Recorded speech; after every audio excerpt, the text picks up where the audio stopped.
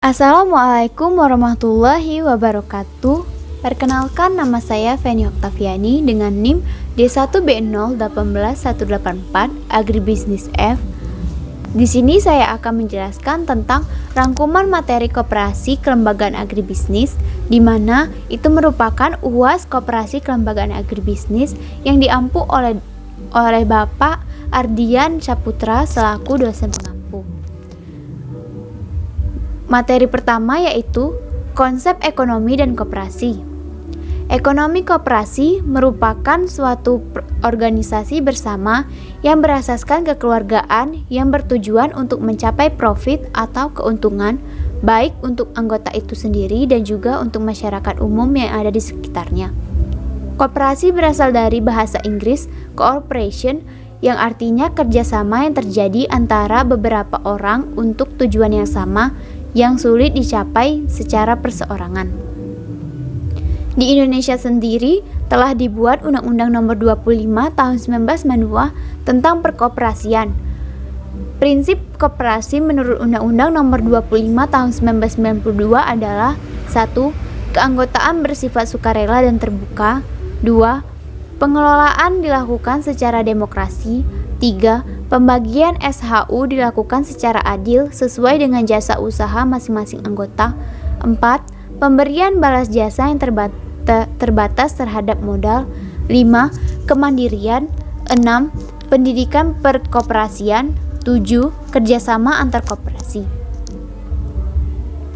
Manfaat koperasi dibagi menjadi dua bidang, yaitu manfaat koperasi di bidang ekonomi dan di bidang sosial. Manfaat koperasi di bidang ekonomi meningkatkan penghasilan para anggotanya. Sisa hasil usaha dibagikan kembali kepada anggota sesuai dengan aktivitas yang berlangsung. Menawarkan barang jasa dengan lebih murah dibanding dengan toko-toko yang lain. Hal ini bertujuan agar barang jasa ini mampu dan dapat dibeli oleh anggota atau masyarakat umum yang kurang mampu. Melatih masyarakat untuk menggunakan pendapatannya secara efektif dengan membiasakan hidup hemat dan menumbuhkan sikap jujur dan terbuka dalam setiap pengelolaan koperasi. Manfaat koperasi di bidang sosial yaitu mendidik anggotanya untuk memiliki semangat kerja dan semangat kekeluargaan, mendorong terwujudnya masyarakat damai dan tentram, mendorong terwujudnya aturan yang manusiawi. Ciri khas ekonomi koperasi. Dasar pendirian dan tujuan berdasarkan kesamaan cita-cita untuk mencapai kesejahteraan bersama. Sifat anggota terbuka dan sukarela. Hak suara dalam suatu rapat anggota tidak dapat diwakili siapapun. Pembagian keuntungan atas besar atau kecilnya pendapatan jasa setiap masing-masing anggota. Koperasi selalu memperhatikan usaha kesejahteraan masyarakat sekitarnya.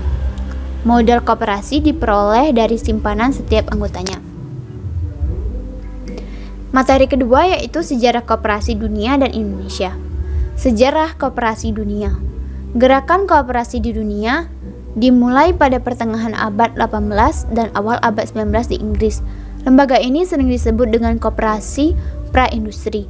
Dari sejarah perkembangannya, dimulai dari munculnya revolusi industri di Inggris tahun 1770 yang menggantikan tenaga manusia dengan mesin-mesin industri yang berdampak pada semakin besarnya pengangguran, hingga revolusi Prancis pada tahun 1789 yang awalnya ingin menumbangkan kekuasaan raja yang feodalistik ternyata memunculkan hegemoni baru oleh kaum kapitalis.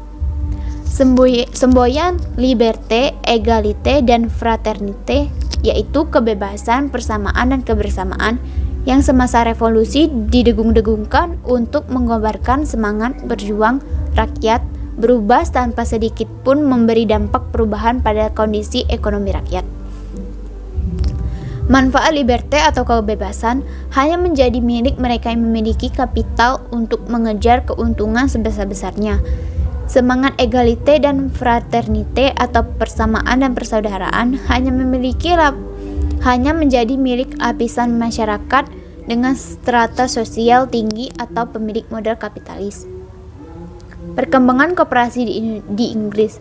Koperasi didirikan di kota Rochdale, Inggris pada tahun 1844. Koperasi ini dipandang sukses. Koperasi yang dipelopori oleh 28 anggota tersebut dapat bertahan dan sukses karena didasari oleh semangat kebersamaan dan kemauan untuk berusaha. Mereka duduk bersama dan menyusun berbagai langkah yang dilakukan sebelum membentuk sebuah satuan usaha yang mampu mempersatukan visi dan cita-cita mereka. Mereka mulai menyusun pedoman dan melaksanakan sesuai dengan ketentuan yang mereka susun. Selanjutnya yaitu perkembangan koperasi di Korea. Pada tahun 1961 dalam rangka pelaksanaan Undang-Undang Koperasi Pertanian yang baru, Bank Pertanian Korea dan Koperasi Pertanian digabungkan menjadi satu dengan nama Gabungan Koperasi Pertanian Nasional atau National Agricultural Cooperative Federation, disingkat menjadi NACV. Gabungan ini bekerja atas dasar prinsip koperasi yang modern dan melakukan kerjanya atas dasar serba usaha atau multi-purpose. NACV bertugas mengembangkan sektor pertanian, meningkatkan peran ekonomi dan sosial petani, serta menyelenggarakan usaha-usaha peningkatan budaya rakyat. Perkembangan koperasi di Indonesia. Koperasi merupakan lembaga ekonomi yang cocok diterapkan di Indonesia karena sifat masyarakatnya yang kekeluargaan dan kegotong royongan. Sifat inilah yang sesuai dengan azas koperasi saat ini. Sejak lama bangsa Indonesia telah mengenal kekeluargaan dan kegotong royongan yang dipraktekkan oleh nenek moyang bangsa Indonesia. Koperasi memang lahir dari penderitaan sebagaimana terjadi di Eropa pertengahan abad ke-18. Di Indonesia pun koperasi ini lahir sebagai usaha memperbaiki ekonomi masyarakat yang ditindas oleh penjajah pada masa itu. Untuk mengetahui perkembangan koperasi di Indonesia, sejarah perkembangan koperasi Indonesia secara garis besar dapat dibagi menjadi dua masa, yaitu masa penjajahan dan masa kemerdekaan. 3. Efisiensi dan kelembagaan agribisnis. Jenis dan efisiensi koperasi. Seorang ekonom aliran klasik akan menyatakan bahwa efisiensi adalah tidak adanya barang yang terbuang secara percuma atau penggunaan sumber daya ekonomi yang seefektif mungkin untuk memenuhi kebutuhan dan keinginan masyarakat. Secara lebih spesifik, sistem perekonomian bisa dikatakan efisien bila tidak satupun barang tambahan yang bisa diproduksi tanpa mengurangi produk barang lain. Menurut Samuelson, tidak dapat dipungkiri bahwa koperasi adalah badan usaha yang kelahirannya dilandasi oleh pikiran sebagai usaha kumpulan orang-orang, bukan kumpulan modal. Oleh karena itu, koperasi tidak boleh terlepas dari ukuran efisiensi bagi usahanya, meskipun tujuan utamanya untuk melayani anggota. Untuk mengukur efisiensi organisasi dan usaha, ada beberapa rasio yang dapat dipergunakan yang didasarkan pada keragaan koperasi yang bersangkutan. Sarana yang dapat digunakan adalah neraca dan catatan yang lain yang dimiliki koperasi. Menurut Hanel, efisiensi ekonomi usaha koperasi dapat diukur dengan mempergunakan ukuran 1. Efisiensi dalam operasional usaha yang terlihat dari validitas keuangan dan keragaan kewirakoperasian. 2. Efisiensi yang dihubungkan dengan pengembangan. 3. Efisiensi yang dihubungkan dengan pemenuhan kebutuhan anggota. Semakin tinggi tingkat efisiensi usaha koperasi, akan semakin mampu koperasi tersebut dalam meningkatkan pelayanan kepada anggotanya, sehingga manfaat yang diperoleh anggota akan semakin meningkat. Manfaat ini dapat diperoleh secara langsung maupun tidak langsung. Secara langsung diperoleh melalui harga pelayanan, yaitu selisih harga pasar dengan harga koperasi dikalikan dengan kuantitas barang yang dibeli dari koperasi atau dijual kepada koperasi. Dalam pengertian yang sama adalah selisih tingkat bunga koperasi dengan tingkat bunga umum dikalikan pinjaman atau tabungan masing-masing anggota. Materi keempat yaitu manajemen koperasi dan kelembagaan agribisnis. Karakteristik organisasi koperasi dapat terlihat dari substansinya adalah suatu sistem sosioekonomis, hubungannya dengan lingkungan adalah suatu sistem yang terbuka, pemanfaatan sumber dayanya adalah suatu sistem ekonomi. Fungsi-fungsi manajemen menurut George Terry. 1. Yaitu perencanaan atau planning. 2. Pengorganisasian atau organizing. 3. Pelaksanaan executing. Dan 4. Pengawasan controlling. Perencanaan atau planning. Dalam pengelolaan perlu perencanaan yang cermat untuk mencapai target yang telah ditentukan, pembuatan program-program kegiatan, serta prasarana yang diperlukan termasuk keterkaitan dengan pihak ketiga. Dalam koperasi diperlukan perencanaan dikaitkan dengan kedudukan para anggotanya. Misal bagi jenis-jenis koperasi pemasok dan koperasi penyalur, contohnya wewenang untuk ikut menentukan harga yang akan ditetapkan badan koperasi tersebut sehingga perlu dipertimbangkan alternatif harga patok koperasi. Yang kedua yaitu pengorganisasian atau organizing. Lebih memfokuskan pada cara agar target-target yang dicanangkan dapat dilaksanakan dengan menggunakan wadah atau perangkat organisasi. Membentuk suatu sistem kerja terpadu atas berbagai lapisan atau kelompok dan jenis tugas atau pekerjaan yang diperlukan. Memperhatikan rentang kendali dan terjaminnya sinkronisasi dari tiap bagian atau kelompok lapisan kerja guna mencapai sarana yang ditetapkan. Pelaksanaan atau executing. Pengurus selaku pelaksana tertinggi akan mengeluarkan pedoman dan instruksi kepada lapisan-lapisan di bawahnya dan seterusnya. Rapat anggota juga menertibkan kewenangan bagi pengawas untuk mengadakan pantauan atau monitoring seberapa jauh kebijakan-kebijakan telah dilaksanakan pengurus. Bagaimanapun baiknya penugasan kepada lapisan bawah, jika tanpa koordinasi antar kelompok atau jenis tugas, maka hasilnya tidak akan memenuhi harapan. Selanjutnya yaitu pengawasan atau controlling. Untuk memantau sejauh mana pelaksanaan kebijakan telah dilakukan oleh pengurus koperasi. Badan yang melakukan pengawasan koperasi adalah pengawas. Selain controlling tersebut dilakukan oleh pengawas, pengurus juga wajib menciptakan sistem pengendali yang disebut sebagai built-in control. Sistem built-in control intinya mengadakan pemisahan 3 fungsi, yaitu 1. Fungsi otoritas atau suatu aset, 2. Fungsi penyimpanan aset, dan 3. Fungsi administrasi aset. Fungsi penting kelembagaan. Untuk memajukan usaha agribisnis dibutuhkan banyak lembaga yang terlibat di dalamnya. Banyak upaya yang harus dilakukan yang terutama adalah menghindari pengkotak-kotakan lembaga yang terlibat dan dibutuhkan koordinasi setiap lembaga. Untuk mewujudkan keterpaduan dalam pengembangan agribisnis dilakukan kelembagaan koordinasi yang dapat menggerakkan seluruh kelembagaan pelaku agribisnis. Dengan demikian, kegiatan-kegiatan perencanaan, pelaksanaan, supervisi, dan pembinaan dapat dilaksanakan.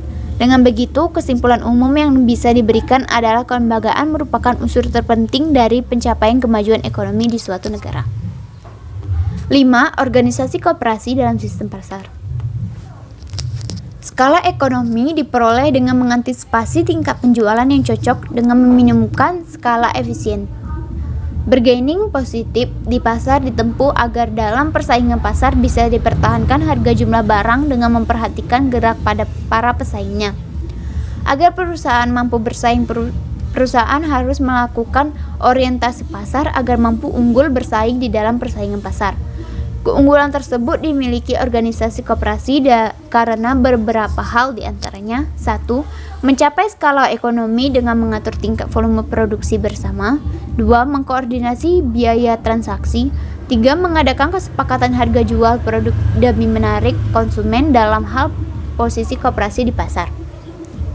Koperasi mempunyai 2 pasar, yaitu 1.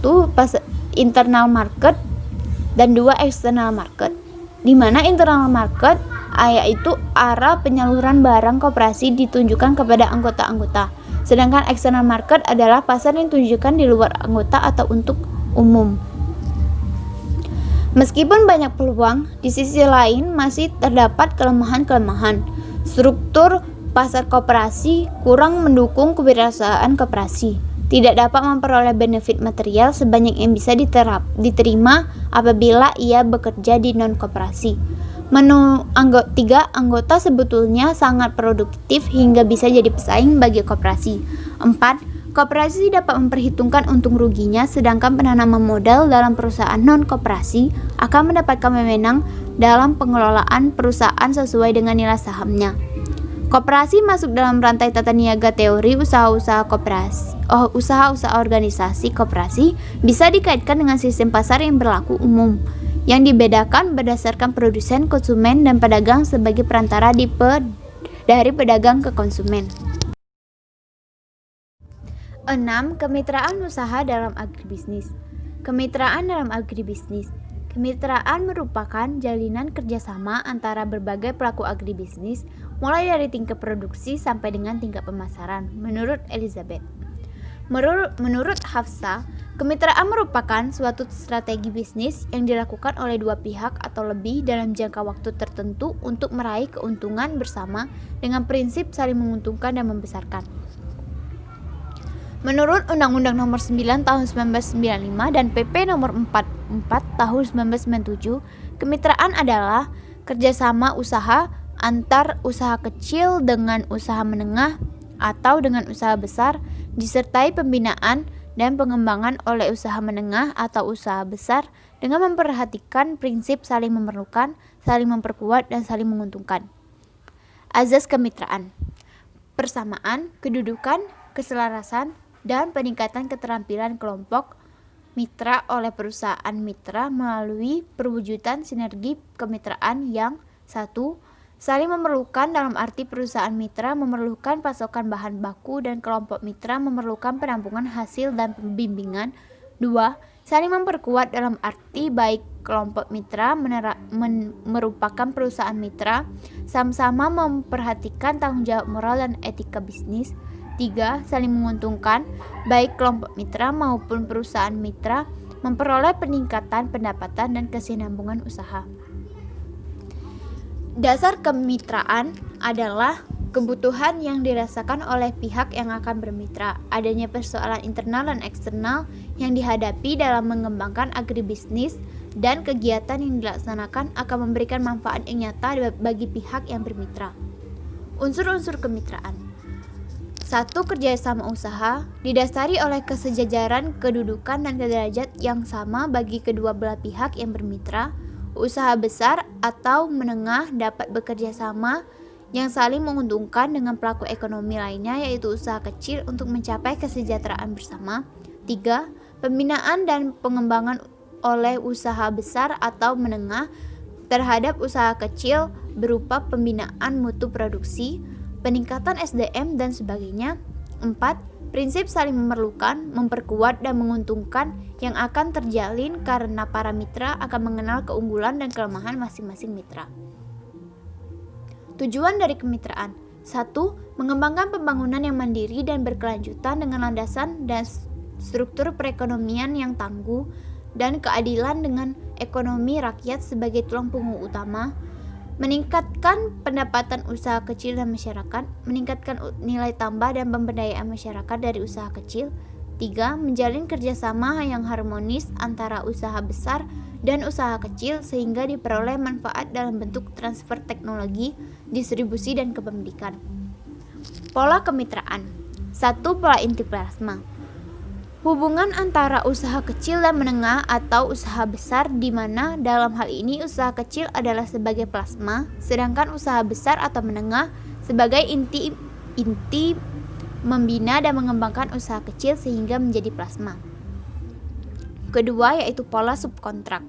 Hubungan kemitraan antara usaha besar dengan usaha kecil yang di dalamnya usaha kecil memproduksi komponen-komponen yang dibutuhkan oleh usaha besar atau menengah sebagai bagian dari produksinya. Yang ketiga, yaitu pola dagangan umum. Hubungan kemitraan antara usaha kecil dengan usaha menengah atau usaha besar yang di dalamnya usaha menengah atau usaha besar memasarkan hasil produksi usaha kecil atau usaha kecil memasok membutuhkan yang diperlukan oleh usaha besar atau menengah. Keempat, yaitu pola waralaba. Hubungan kemitraan di mana pemberi waralaba memberikan hak penggunaan lisensi merek dagang dan saluran distribusi usahanya kepada penerima waralaba dengan kebantuan bimbingan manajemen. 7. Alat kelengkapan koperasi. Menurut Profesor Ewald Peroy, manajemen dari koperasi melibatkan 4 unsur perangkat, yaitu anggota, pengurus, manajer, dan karyawan. Sedangkan menurut Undang-Undang Nomor 25 Tahun 1992, Alat kelengkapan koperasi terdiri dari 3 unsur, yaitu rapat anggota tahunan, pengurus koperasi, dan pengawas koperasi. Dan bila memungkinkan dapat mengangkat manajer koperasi yang bertugas melaksanakan kegiatan usaha koperasi. Pengurus dan pengawas koperasi adalah anggota yang dipilih melalui RAT atau rapat anggota tahunan. Sedangkan manajer koperasi adalah tenaga profesional non-anggota. Kekuasaan rapat anggota: 1. Menetapkan anggaran dasar koperasi. 2. Menetapkan kebijakan umum di bidang organisasi, manajemen, dan usaha koperasi. 3. Menetapkan pemilihan, pengangkatan, dan pemberhentian pengurus dan pengawas. 4. Menetapkan rencana kerja dan rencana anggaran pendapatan dan belanja koperasi. 5. Menetapkan pengesahan pertanggungjawaban pengurus dalam pelaksanaan tugasnya. 6. Menetapkan pembagian SHU. 7. Menetapkan penggabungan, peleburan, pembagian, dan pembubaran koperasi. Yang berhak hadir pada rapat anggota yaitu 1. Para anggota yang namanya terdaftar di dalam buku daftar anggota. 2. Pengurus koperasi, pengawas koperasi, dan penasehat. 3. Pejabat koperasi atau pemerintah yang berdasarkan Undang-Undang Koperasi berhak hadir pada rapat anggota untuk memberikan bimbingan dalam upaya mengembangkan koperasi. 4. Peninjau yang juga berkepentingan terhadap jalannya usaha koperasi. Pengambilan keputusan dalam rapat. Keputusan rapat di anggota koperasi akan diambil berdasarkan musyawarah di antara para anggota dalam upaya mencapai mufakat. Bila mufakat tidak tercapai, maka berdasarkan ayat 2 Undang-Undang Nomor 25 Tahun 1992, pengambilan keputusan rapat anggota dilakukan berdasarkan suara terbanyak atau voting. Dalam pemungutan suara, setiap anggota hanya memiliki hak 1 suara atau one man one vote. Hubungan kerja pengurus, pengawas, dan manajer koperasi.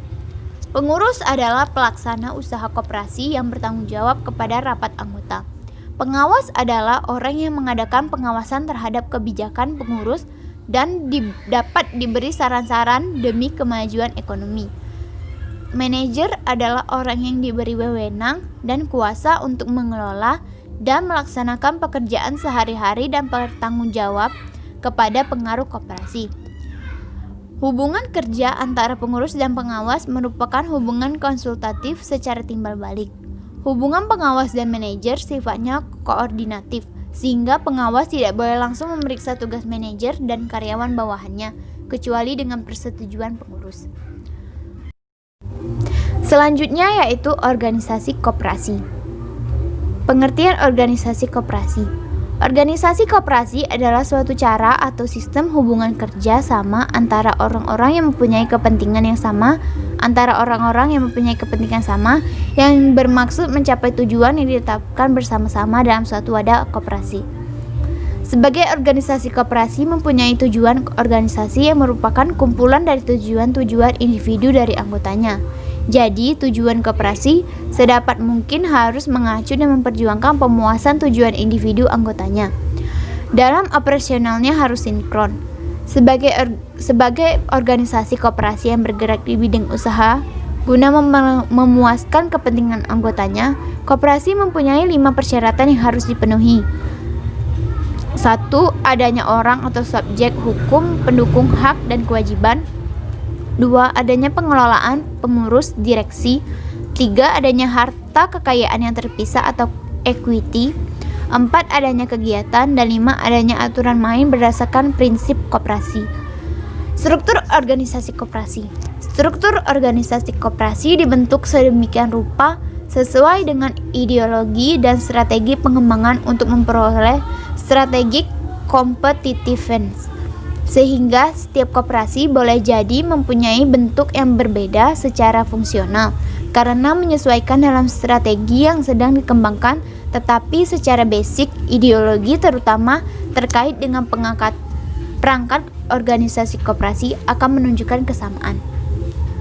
Organisasi koperasi terdiri dari anggota koperasi, baik sebagai konsumen akhir maupun sebagai pengusaha yang memanfaatkan koperasi dalam kegiatan sosial ekonominya, badan usaha koperasi, sebagai suatu kesatuan dari anggota, pengelola, dan pengawas koperasi yang berusaha meningkatkan kondisi sosial ekonomi anggotanya melalui perusahaan koperasi. Organisasi koperasi sebagai badan usaha yang bertindak sebagai perusahaan yang melayani anggota maupun bukan anggota. 9. Koperasi dalam ekonomi mikro. Pada pasar internal, anggota akan berpartisipasi dalam pembelian barang atau jasa kepada koperasi. Sebagai imbal baliknya, koperasi akan mendapat pendapatan dari hasil penjualan tersebut. Di sisi lain, jika anggota sebagai pemilik input yang hendak menjual kepada koperasi, maka pada aliran input atau pendapatan dari koperasi kepada anggota. Di pasar eksternal, koperasi dapat berperilaku sebagai perusahaan individual, yaitu memaksimumkan keuntungan dari produk yang dijualnya. Jadi, koperasi mempunyai kebijakan harga sebagai dampak dari adanya dua pasar potensial. Dengan begitu, akan timbul perbedaan harga anggota dengan non-anggota. Mengingat teori ekonomi mikro disebut juga teori harga, maka ada aturan harga yang harus diikuti oleh koperasi. 10. Kelembagaan agribisnis lainnya. Keberadaan kelembagaan pendukung pengembangan agribisnis sangat penting untuk menciptakan agribisnis dalam suatu wilayah agar lebih tangguh dan kompetitif. Lembaga-lembaga pendukung tersebut dapat sangat menentukan dalam upaya menjamin terciptanya integrasi agribisnis dalam mewujudkan tujuan pengembangan agribisnis. Beberapa lembaga pendukung pengembangan agribisnis adalah 1. Pemerintah, 2. Lembaga pembiayaan, 3. Lembaga pemasaran dan distribusi, 4. Koperasi, 5. Lembaga pendidikan formal dan informal, 6. Lembaga penyuluhan, 7. Lembaga riset agribisnis, dan 8. Lembaga penjamin dan penanggung resiko. Selanjutnya yaitu materi 11 yaitu oligopoli. Pengertian pasar oligopoli. Oligopoli adalah suatu struktur pasar di mana hanya ada beberapa perusahaan atau penjual yang menguasai pasar, baik secara independen maupun secara diam-diam bekerja sama. Oleh karena perusahaan dalam pasar hanya sedikit, maka akan selalu ada rintangan yang untuk memasuki pasar. Di samping itu, setiap keputusan harga yang diambil oleh suatu perusahaan atau penjual harus dipertimbangkan oleh perusahaan-perusahaan lain dalam pasar. Dengan kata lain, reaksi pesaing terhadap keputusan harga output adalah paling penting dalam model oligopoli.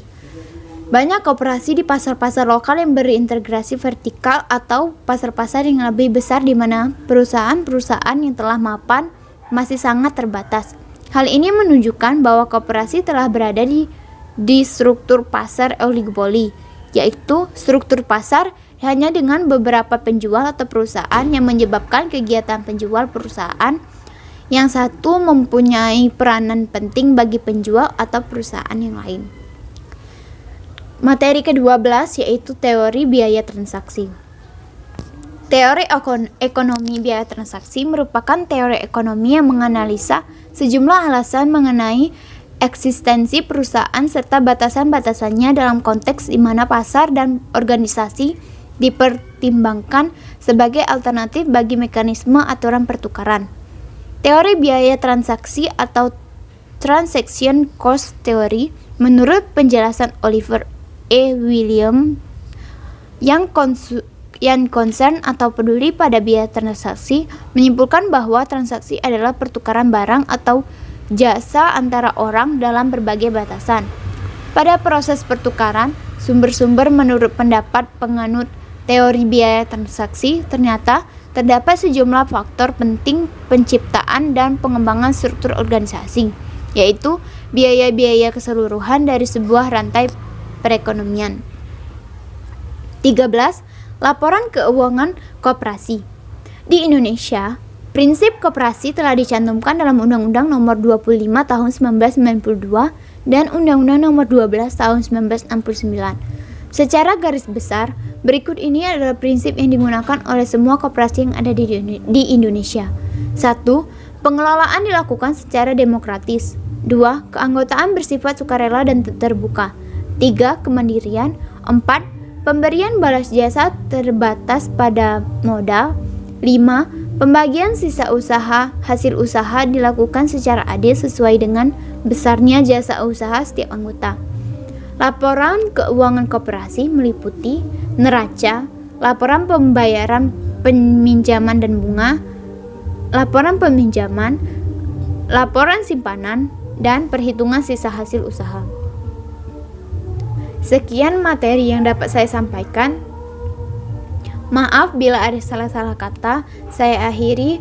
Wabillahi taufiq wal hidayah. Wassalamualaikum warahmatullahi wabarakatuh. Terima kasih. Berikut ada beberapa video yang dapat menambah wawasan kita tentang koperasi. Selamat menonton. Happy watching.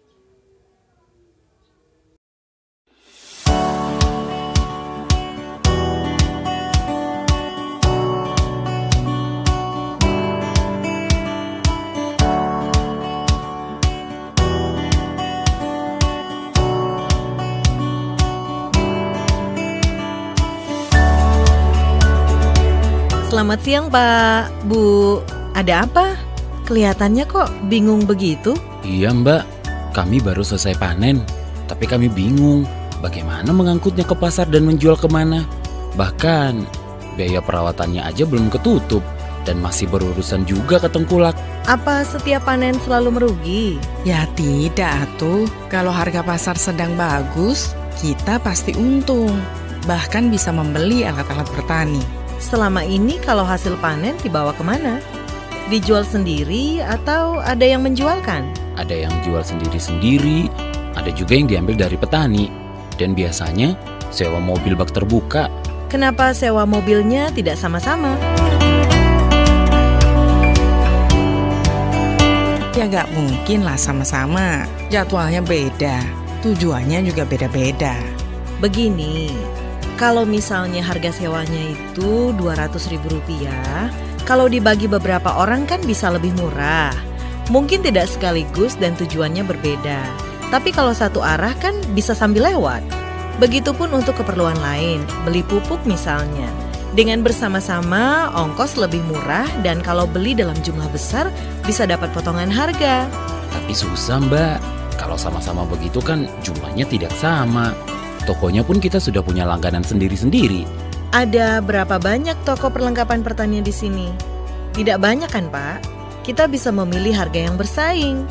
Justru bisa tawar-menawar kalau beli banyak.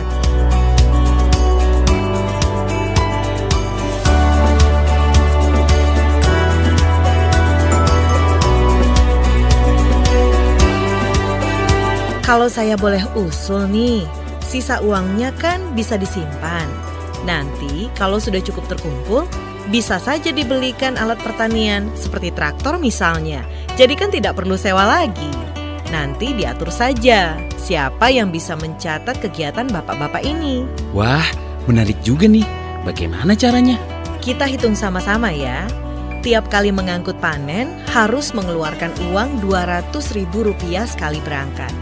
Nah, setelah dipilih, ternyata hasil panen Bapak tidak bisa semuanya dikirim ke pasar. Harus nunggu 2 hingga 3 hari lagi. Jadi harus ada 2 kali pengiriman, bahkan mungkin 3 kali pengiriman. Jadi kurang lebih Bapak harus mengeluarkan Rp600.000. Nah, bagaimana kalau yang pengiriman pertama itu Bapak lakukan bersama-sama dengan yang lain? Misalnya berenam. Jadi yang Rp200.000 itu dibagi 6, hasilnya kan ganjil tuh, Rp33.333. Jadi mungkin dibulatkan saja, jadi Rp40.000. Kalau dikumpulkan sekitar Rp240.000. Jadi ada lebih Rp40.000. Nah, sisanya disimpan atau gunakan untuk kebutuhan lain seperti nyicil untuk hutang misalnya. Wah, menarik kalau begitu caranya. Tapi siapa yang bisa bantu mengerjakan itu semua? Yang mencatat dan melakukan pengiriman? Kalau Bapak Ibu percaya pada saya bisa bantu sambil mempersiapkan siapa di antara bapak-bapak atau ibu-ibu atau mungkin salah seorang dari keluarganya yang bisa saya bimbing dan dilatih untuk kebutuhan ini. Jadi kalau ada panen berlebih bisa diolah dan kalau dijual harganya akan jauh lebih tinggi. Jadi tidak ada lagi hasil panen yang terbuang.